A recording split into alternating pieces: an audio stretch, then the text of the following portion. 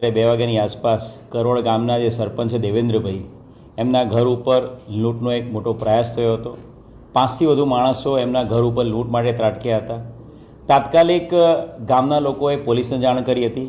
Police, ડુંગરા police સ્ટેશનની પોલીસની team અને અન્ય આજુબાજુના પોલીસ સ્ટેશનની વ્હીકલ્સ પણ તાત્કાલિક ગામ આખું કોર્ડન કરી લીધું હતું અને જે ઘર છે દેવેન્દ્રભાઈ સરપંચનું, એ ઘરને કોર્ડન કરીને ત્યાં સ્થળ પરથી 5 જેટલા લૂંટારુઓને પકડી પાડવામાં સફળતા મળી હતી।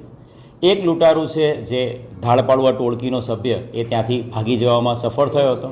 આ 5 જે લોકો હતા એ લોકોની પૂછપરછ કરતાં સમગ્ર આખું આ જે ધાડનો કે લૂંટનો જે પ્રયાસ થયો હતો એની આખી જે કાવતરું છે એનો પર્દાફાશ થયો હતો।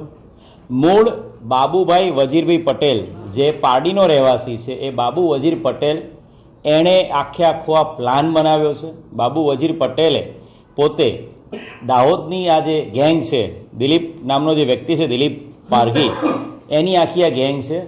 આ ગેંગ વિરુદ્ધમાં સમગ્ર દાહોદ જિલ્લામાં અને એની સાથે સાથે આસપાસના મધ્યપ્રદેશ, રાજસ્થાનમાં પણ અલગ અલગ લૂંટ, ધાડ, ચોરી, ઘરફોડ ચોરી અને છેતરપિંડીના ગુનાઓ દાખલ થયેલા છે। બાબુ વજીર પટેલે વલસાડ અને વાપી, ખાસ કરીને વાપી વિસ્તારમાં જે રીચ પર્સન્સ છે, જે લોકો પૈસે ટકે સુખી છે, એવા લોકોને આઈડેન્ટિફાય કરવા માટે સંપર્ક કર્યો હતો પ્રદીપ રાઠોડનો, અને પ્રદીપ રાઠોડે સંપર્ક કર્યો હતો કેતન પટેલનો।